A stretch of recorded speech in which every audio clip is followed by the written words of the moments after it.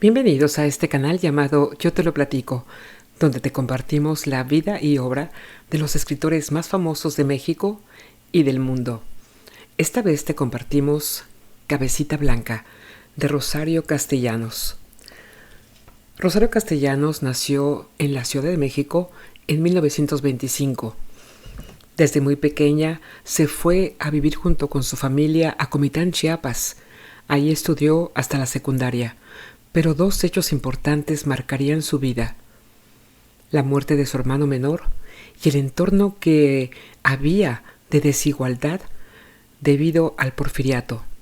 Su trabajo literario abarcó casi todos los géneros, colocándola en un lugar muy destacado de su generación.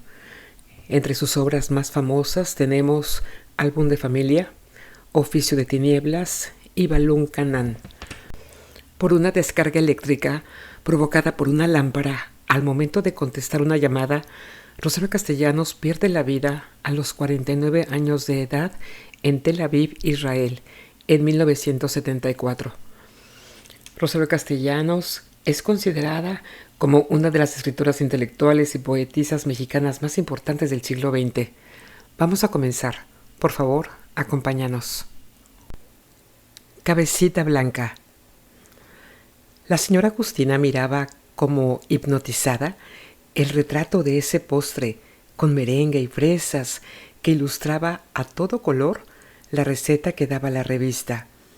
La receta no era para los momentos de apuro, cuando el marido llega a la casa a las 10 de la noche con invitados a cenar, compañeros de trabajo, el jefe que estaba de buen humor y casualmente sin ningún compromiso, o algún amigo de la adolescencia con el que se había topado en la calle y había que portarse a la altura de las circunstancias. No, la receta era para las grandes ocasiones: la invitación formal al jefe al que se pensaba pedir un aumento de sueldo o de categoría, la puntilla al prestigio culinario y legendario de la suegra, la batalla de la reconquista de un esposo que empieza a descarriarse y querer probar su fuerza de seducción en la jovencita que podría ser la compañera de estudios de su hija. «Hola, mamá, ya llegué». La señora Justina apartó la mirada de aquel espejismo que ayudaba a fabricar su hambre de diabética sujeta a régimen y examinó con detenimiento y la consabida decepción a su hija Lupe. No se parecía ni remotamente a las hijas que salen en el cine, que si llegaban a estas horas era porque se habían ido de paseo con un novio que trató de seducirlas y no logró más que despeinarlas, o con un pretendiente tan respetuoso y de tan buenas intenciones que producía el efecto protector de una última rociada de spray sobre el crepé laboriosamente organizado en el salón de belleza. No, Lupe no venía descompuesta, venía fatigada, aburrida, harta, como si hubiera estado en una ceremonia eclesiástica o merendando con unas amigas tan solitarias, tan sin nada que hacer ni de qué hablar como ella. Sin embargo, la señora Justina se sintió en la obligación de clamar: «No le guardas el menor respeto a esta casa. Entras y sales a la hora que se te da la gana, como si fueras un hombre, como si esto fuera un hotel. No das cuenta a nadie de tus actos. Si tu pobre padre viviera». Por fortuna, su pobre padre estaba muerto y enterrado en una tumba a perpetuidad en el Panteón Francés.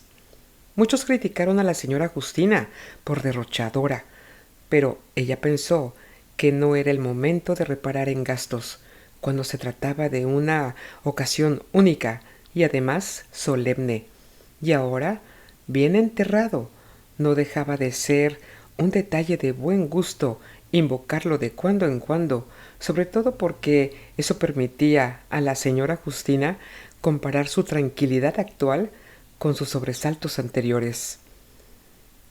Acomodada exactamente en medio de la cama doble, sin preocuparse de si su compañero llegaría tarde, prendiendo luces a diestra y siniestra y haciendo un escándalo como si fueran horas hábiles, o de si no llegaría, porque había tenido un accidente o había caído en las garras de una mala mujer que mermaría su fortaleza física, sus ingresos económicos y su atención, ya de por sí escasa, a su legítima esposa. Cierto que la señora Justina siempre había tenido la virtud de preferir un esposo dedicado a las labores propias de su sexo en la calle que uno de esos maridos caseros que revisan las cuentas del mercado, que destapan las ollas de la cocina para probar el sazón de los guisos, que se dan maña para descubrir los pequeños depósitos de polvo en los rincones y que deciden experimentar las novísimas doctrinas pedagógicas en los niños. Un marido en la casa es como un colchón en el suelo. No lo puedes pisar porque no es propio, ni saltar porque es ancho. No te queda más que ponerlo en su sitio. Y el sitio de un hombre es su trabajo, la cantina o la casa chica. Así opinaba su hermana Eugenia, amargada como todas las solteronas y además sin ninguna idea de lo que era el matrimonio. El lugar adecuado para un marido era en el que ahora reposaba su difunto Juan Carlos.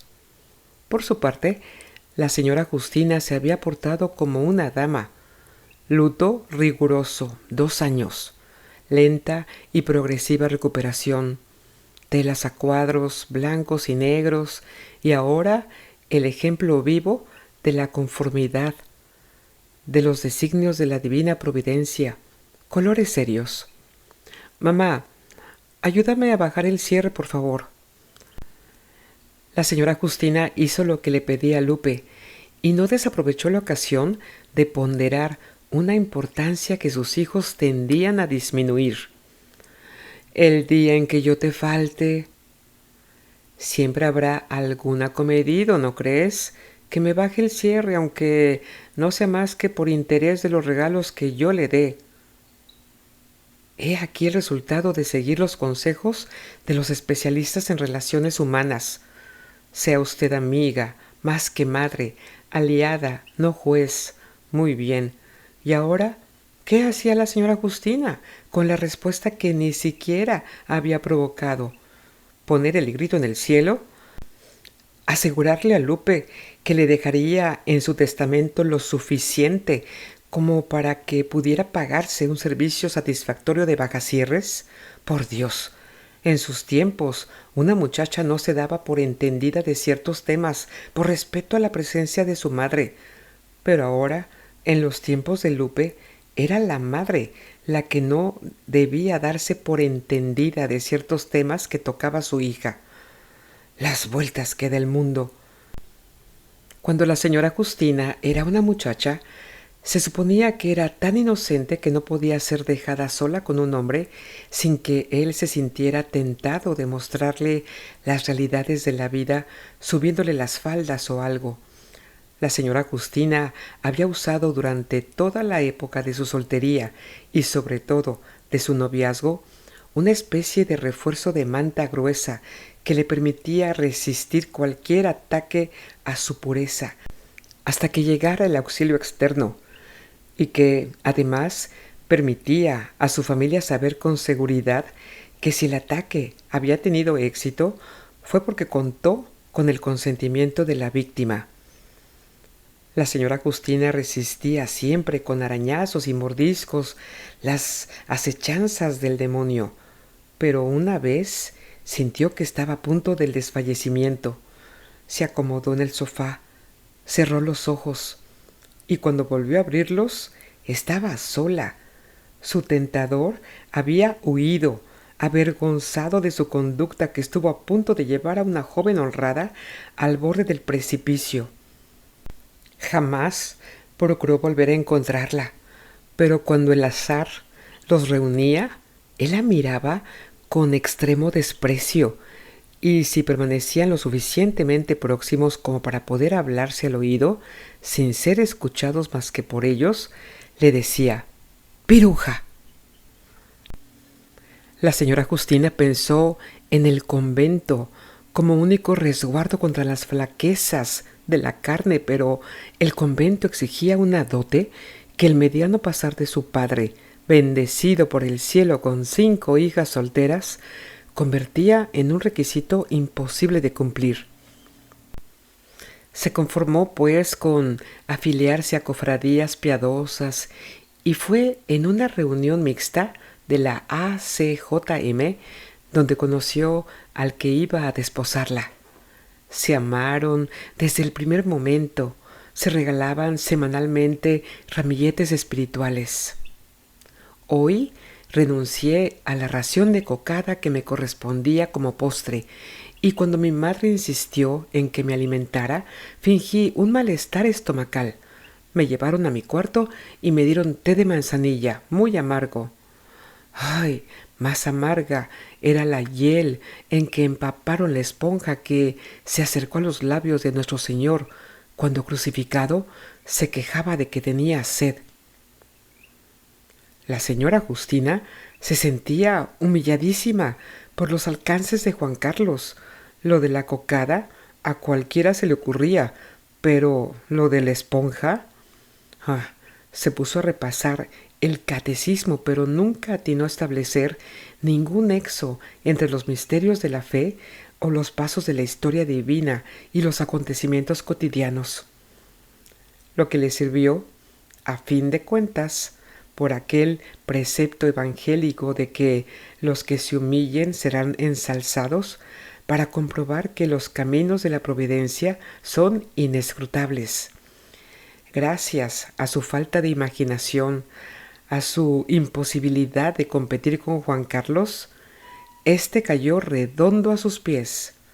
Dijera lo que dijera, provocaba siempre un ¡ah! De admiración tanto en la señora Justina como en sus 4 hermanas, también solteras. Fue con ese ¡ah!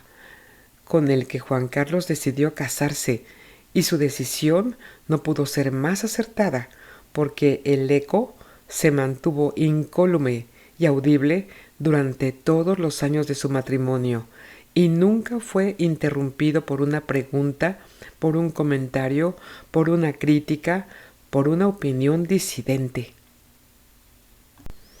Ahora, ya desde el puerto seguro de la viudez, inamovible, puesto que era fiel a sus recuerdos y puesto que había heredado una pensión suficiente para sus necesidades, la señora Justina pensaba que quizás le hubiera gustado aumentar su repertorio con algunas otras exclamaciones. La de la sorpresa horrorizada, por ejemplo, cuando vio por primera vez desnudo frente a ella y frenético, quién sabe por qué, a un hombre al que no había visto más que con la corbata y el saco puestos, y hablando unciosamente del patronazgo de San Luis Gonzaga, al que había encomendado velar por la integridad de su juventud, pero le selló los labios, y el sacramento que, junto con Juan Carlos, había recibido unas horas antes en la iglesia, y la advertencia oportuna de su madre, quien, sin entrar en detalles, por supuesto, la puso al tanto de que en el matrimonio no era oro todo lo que relucía, que estaba lleno de asechanzas y peligros que ponían a prueba el temple del carácter de la esposa, y que la virtud suprema que había que practicar si se quería merecer la palma del martirio, ya que a la de la virginidad se había renunciado automáticamente al tomar el estado de casada. Era la virtud de la prudencia, y la señora Justina entendió por prudencia el silencio, el asentimiento, la sumisión. Cuando Juan Carlos se volvió loco la noche misma de la boda y le exigió realizar unos actos de contorsionismo que ella no había visto ni en el circo Ataide, la señora Justina se esforzó en complacerlo y fue lográndolo más y más a medida que adquiría práctica. Pero tuvo que calmar sus escrúpulos de conciencia. ¿No estaría contribuyendo al empeoramiento de una enfermedad que quizás era curable, cediendo a los caprichos nocturnos de Juan Carlos en vez de llevarlo a consultar con un médico? En el confesionario, el señor cura la tranquilizó, asegurándole que esos ataques no solo eran naturales, sino transitorios, y que con el tiempo irían perdiendo su intensidad, espaciándose hasta desaparecer por completo. La boca del ministro del Señor fue la de un ángel. A partir del nacimiento de su primer hijo, Juan Carlos comenzó a dar síntomas de alivio. Y gracias a Dios, porque con la salud casi recuperada por completo, podía dedicar más tiempo al trabajo, en el que ya no se daba abasto, y tuvieron que conseguirle una secretaria.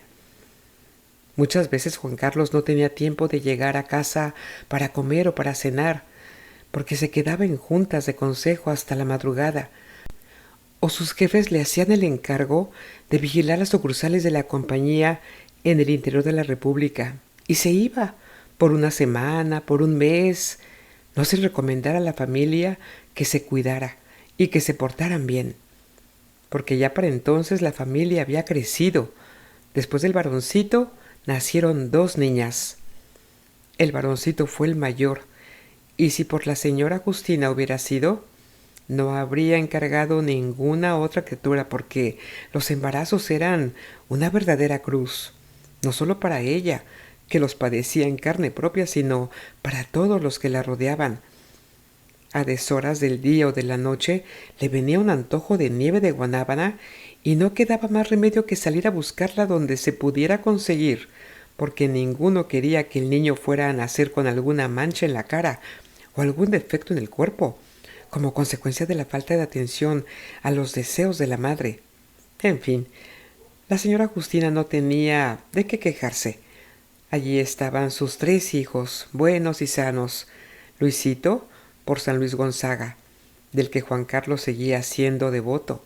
Era tan lindo que lo alquilaban como niño Dios en la época de los nacimientos.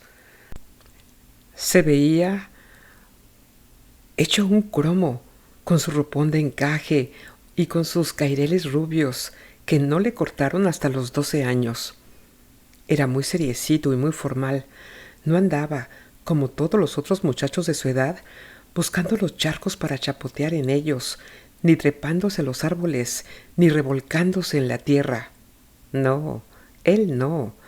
La ropa le dejaba de venir y era una lástima, sin un remiendo, sin una mancha, sin que pareciera haber sido usado. Le dejaba de venir porque había crecido y era un modelo de conducta. Comulgaba cada primer viernes, cantaba en el coro de la iglesia con su voz de soprano, tan limpia y tan bien educada, que, por fortuna, conservó siempre. Leía, sin que nadie se lo mandara, libros de edificación. La señora Justina no hubiera pedido más, pero Dios le hizo el favor de que, aparte de todo, Luisito fuera muy cariñoso con ella, en vez de andar de parranda, como lo hacían sus compañeros de colegio y de colegio de sacerdotes. ¡Qué horror! Se quedaba en la casa platicando con ella, deteniéndole la madeja de estambre mientras la señora Justina la enrollaba, preguntándole cuál era su secreto para que la sopa de arroz le saliera siempre tan rica. Y a la hora de dormirse, Luisito le pedía todas las noches que fuera a arroparlo como cuando era niño y que le diera la bendición, y aprovechaba el momento en que la mano de la señora Justina quedaba cerca de su boca para robarle un beso, robárselo, cuando ella hubiera querido darle mil y muchos miles de besos más y comérselo de puro cariño. Se contenía por no encelar a sus otras hijas y, ¿quién iba a creerlo?, por no tener un disgusto con Juan Carlos, que con la edad se había vuelto muy majadero. Le gritaba a Luisito por cualquier motivo, y una vez en la mesa le dijo, ¿qué fue lo que le dijo? La señora Justina ya no se acordaba, pero ha de haber sido algo muy feo, porque ella, tan comedida siempre, perdió la paciencia y jaló el mantel y se vino al suelo toda la vajilla, y el caldo salpicó las piernas de Carmela, que gritó que se había quemado, y Lupe aprovechó la oportunidad para que le diera el soponcio, y Juan Carlos se levantó, se puso su sombrero y se fue. Muy digno él. Se fue a la calle de la que no volvió hasta que llegó el día de la quincena. Luisito, Luisito se separó de la casa porque la situación era insostenible. Había conseguido un trabajo muy bien pagado en un negocio de decoración. Lo del trabajo debía de haberle tapado la boca a su padre, pero qué esperanzas. Seguía diciendo barbaridades hasta que Luisito optó por no venir a visitar a la señora Justina a las horas en que estaba seguro de no encontrarse con el energúmeno de su papá. No tenía que complicarse mucho. La señora Justina estaba sola la mayor parte del día, con las muchachas ya encarriladas en una oficina muy decente y con el marido sabe Dios dónde, metido en problemas seguro. Pero de eso más valía no hablar porque Juan Carlos se irritaba cuando su mujer no entendía lo que le estaba diciendo. Una vez, la señora Justina recibió un anónimo en el que una persona que la estimaba la ponía al corriente de que Juan Carlos le había puesto casa a su secretaria. La señora Justina estuvo mucho rato viendo aquellas letras desiguales, groseramente escritas, que no significaban nada para ella, y acabó por romper el papel sin comentar nada con nadie. En esos casos, la caridad cristiana manda no hacer juicios temerarios. Claro que lo que decía el anónimo podía ser verdad. Juan Carlos no era un santo, sino un hombre, y como todos los hombres, muy material. Pero mientras a ella no le faltara nada en su casa y le diera su lugar y respeto de esposa legítima, no tenía derecho a quejarse ni por qué armar alborotos. Pero Luisito, que estaba pendiente de todos los detalles, pensó que su mamá estaba triste de tan abandonada que estaba, y el 10 de mayo le regaló una televisión portátil. ¿Qué cosas se veían, Dios del cielo? Realmente los que escriben las comedias ya no saben ni qué inventar. Unas familias desavenidas en las que cada quien jala por su lado y los hijos hacen lo que se les pega la gana, sin que los padres se enteren. Unos maridos que engañan a las esposas y unas esposas que no eran más tontas porque no eran más grandes, encerradas en sus casas, creyendo todavía lo que les enseñaron cuando eran chiquitas, que la luna es de queso. Válgame. ¿Y si esas historias sucedieran en la realidad? ¿Y si Luisito fuera encontrándose con una mañosa que lo enredara y lo obligara a casarse con ella? La señora Justina no descansó hasta que su hijo le prometió formalmente que nunca, nunca se casaría sin su consentimiento. Además, ¿por qué se preocupaba? Ni siquiera tenía novia. No le hacía ninguna falta, decía, abrazándola. Mientras tuviera con él a su mamacita, no necesitaba ninguna novia. Pero había que pensar en el mañana. La señora Justina no le iba a durar siempre, y aunque le durara, no estaba bien que Luisito viviera como un gitano. Para desengañarla, Luisito la llevó a conocer su departamento. Qué precioso lo había arreglado. No en balde era decorador, y en cuanto a servicio, había conseguido un mozo, Manolo, porque las criadas son muy inútiles, muy sucias, y todas las mujeres, salvo la señora Justina, su mamá, muy malas cocineras. Manolo parecía servicial, le ofreció el té, le arregló los cojines del sillón en el que la señora Justina iba a sentarse, le quitó de encima el gato que se empeñaba en sobarse contra sus piernas. Y además, Manolo era agradable, bien parecido y bien presentado. Menos mal, se había sacado la lotería con Luisito porque lo trataba con tantos miramientos como si fuera su igual. Le permitía comer en la mesa y dormir en el couch de la sala porque el cuarto de la azotea, que era el que le correspondería, tenía muy buena luz y se usaba como estudio. La única espina era que Luisito y Juan Carlos no se hubieran reconciliado.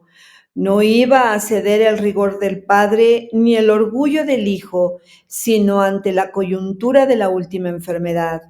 Y la de Juan Carlos fue larga y puso a prueba la ciencia de los médicos y la paciencia de los deudos. La señora Justina se esmeraba en cuidar a su marido, que nunca tuvo buen temple para los achaques y que ahora no soportaba sus dolores y molestias sin desahogarse sobre su esposa, encontrando torpes e inoportunas sus sugerencias, insuficientes sus desvelos, inútiles sus precauciones. Solo ponía buena cara a las visitas. La de sus compañeros de trabajo, que empezaron siendo frecuentes y acabaron como las apariciones del cometa. La única constante fue la secretaria. Pobrecita, tan vieja ya, tan canosa, tan acabada.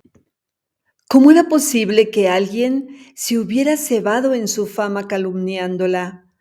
Y traía siempre con ella algún agrado, revistas, otras veces frutas, pero siempre Juan Carlos alababa con tanta insistencia que a sus hijas eso no les gustaba y salían disgustadas del cuarto.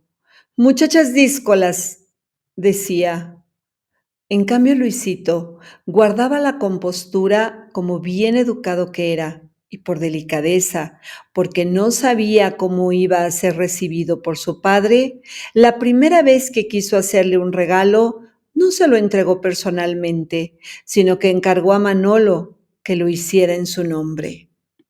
Fue así como Manolo entró por primera vez en la casa de la señora Justina y supo hacerse indispensable a todos, al grado de que ya a ninguno le importaba que viniera acompañando a Luisito o viniera solo. Sabía poner inyecciones, preparaba platillos de sorpresa después del último programa de televisión y acompañaba a la secretaria de regreso a su casa que, por fortuna, no quedaba muy lejos, 1 o 3 cuadras, y se llegaba fácilmente a pie. En el velorio de Juan Carlos, más parecía Manolo un familiar que un criado, y nadie tomó a mal que recibiera el pésame vestido con un traje de casimir negro que Luisito le compró especialmente para esa ocasión. Tiempos felices. A duras penas se prolongaron durante el novenario, pero después la casa volvió a quedar como vacía. La secretaria se fue a vivir a Guanajuato. A las muchachas no les alcanzaba el tiempo repartido entre el trabajo y las diversiones. El único que, por más ocupado que estuviera, siempre se hacía un lugar para darle un beso a su cabecita blanca, como la llamaba cariñosamente, era Luisito. Y Manolo caía de cuando en cuando con un ramo de flores, más que para halagar a la señora Justina, eso no se le escapaba a ella ni que fuera tonta. Para lucir algún anillo de piedra muy vistosa, un pisacorbata de oro, un par de mancuernas, tan payo que decía a gritos que su dueño nunca antes había tenido dinero y que no sabía cómo gastarlo. Las muchachas se burlaban de él diciéndole que no fuera malo, que no les hiciera la competencia y anunciándole que si alguna vez conseguían novio, no iban a presentárselo para no correr el riesgo de que las plantara y se fuera con su rival. Manolo se reía haciendo unos visajes muy chistosos y cuando Carmela, la mayor, le comunicó a su familia que iba a casarse con un compañero de trabajo y organizaron una fiestecita para formalizar las relaciones, Manolo se comprometió a ayudar en la cocina y a servir la mesa. Así se hizo, pero Carmela se olvidó de Manolo a la hora de las presentaciones, y Manolo entraba y salía de la sala donde todos estaban platicando como si él no existiera o como si fuera un criado. Cuando los invitados se despidieron, Manolo estaba llorando de sentimiento sobre la estufa, salpicada de la grasa de los guisos. Entonces entró Carmela palmoteando de gusto porque le había ganado la apuesta. Ya no se acordaba de que quedaron de que si alguna vez tenía novio, ¿no se lo iba a presentar a Manolo? Bueno, pues había mantenido su palabra y ahora exigía que Manolo le cumpliera porque además se lo tenía bien merecido por presuntuoso y coqueto. Manolo lloraba más fuerte y se fue dando un portazo, pero al día siguiente ya estaba allí, con una caja de chocolates para Carmela y dispuesto a entrar en la discusión de los detalles del traje de bodas y los adornos de la iglesia. Pobre Carmela, con cuánta ilusión hizo sus preparativos, pero desde el día en que regresó de la luna de miel ya no tuvo sosiego. Tuvo un embarazo muy difícil, un parto prematuro a los 7 meses exactos, y todo eso como que contribuyó a alejar al marido, ya desobligado de por sí, que acabó abandonándola y aceptando un empleo como agente viajero en el que nadie supo ya cómo localizarlo. Carmela se mantenía sola y le pedía a la señora Justina que la ayudara cuidando a los niños, pero en cuanto estuvieron en edad de ir a la escuela, se fueron distanciando cada vez más y no se reunían más que en los cumpleaños de la señora Justina, en las fiestas de Navidad o en el Día de las Madres. A la señora Justina le molestaba que Carmela pareciera tan exagerada para arreglarse y para vestirse, y que estuviera siempre tan nerviosa. Por más que gritaba, los niños no la obedecían, y cuando ella los amenazaba con pegarles, ellos la amenazaban a su vez con contarle a su tío a qué horas había llegado la noche anterior y con quién. La señora Justina no alcanzaba a entender por qué Carmela temía tanto a Lucito, pues en cuanto sus hijos decían mi tío, ella les permitía hacer lo que les daba la gana. Temer a Luisito, que era una dama y que ahora andaba de viaje por los Estados Unidos con Manolo, era absurdo. Pero cuando la señora Justina quiso comentarlo con Lupe, no tuvo como respuesta más que una carcajada. Lupe estaba histérica, como era natural, porque nunca se había casado, como si casarse fuera la vida perdurable. Pocas tenían la suerte de la señora Justina, que se encontró un hombre bueno y responsable. No se miraba en el espejo de su hermana, que andaba siempre a la cuarta pregunta. Lupe, en cambio, podía echarse encima todo lo que ganaba: ropa, perfumes, alhajas. Podía gastar en paseos y viajes o en repartir limosna entre los necesitados. Cuando Lupe escuchó esta última frase, estalló en improperios. La necesitada era ella que no tenía a nadie que la hubiera querido nunca. Le salían como espuma por la boca nombres entremezclados, historias sucias, quejas desaforadas. No se calmó hasta que Luisito, que regresó de muy mal humor de los Estados Unidos, donde se le había perdido Manolo, le plantó un par de bofetadas bien dadas. Lupe lloró y lloró hasta quedarse dormida. Después, como si se le hubiera olvidado todo, se quedó tranquila. Pasaba sus horas libres tejiendo y viendo la televisión, y no se acostaba sin antes tomar una taza de té a la que añadía el chorrito de una medicina muy buena ¿para qué? Pero qué cabeza.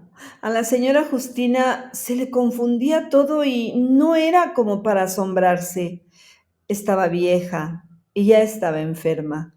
Le habría gustado que la rodearan los nietos, los hijos, como en las estampas antiguas, pero eso era como una especie de sueño y la realidad era que nadie la visitaba y que Lupe, que vivía con ella, le avisaba muy seguido que no iba a ir a comer o que se quedaba a dormir en casa de una amiga. ¿Por qué Lupe nunca correspondía a las invitaciones, haciendo que sus amigas vinieran a la casa? ¿Por no dar molestias? Pero si no era ninguna molestia, al contrario. Pero Lupe ya no escuchaba el parloteo de su madre, bajando deprisa los escalones, abriendo la puerta de la calle. Cuando Lupe se quedaba, porque no tenía a dónde ir, tampoco era posible platicar con ella. Respondía con monosílabos apenas audibles. Y si la señora Justina la acorralaba para que hablara, adoptaba un tono de tal insolencia que más valía no oírla. La señora Justina se quejaba con Luisito. Él era su paño de lágrimas, esperanzada en que él la rescataría de aquel infierno y la llevaría a su departamento, ahora que Manolo ya no vivía allí y no había sirviente que le durara. Ladrones unos, igualados los otros, inconstantes todos, lo mataban a cóleras. Pero Luisito no daba su brazo a torcer, ni decidiéndose a casarse, que ya era hora, ya se pasaba de tueste, ni volviendo a casa de su madre, que lo hubiera recibido con los brazos abiertos, ni pidiendo una ayuda que la señora Justina le hubiera dado con tanto gusto. Porque así como se había desentendido de Carmela y como estaba dispuesta a abandonar a Lupe, eran mujeres al fin y al cabo, podían arreglárselas solas.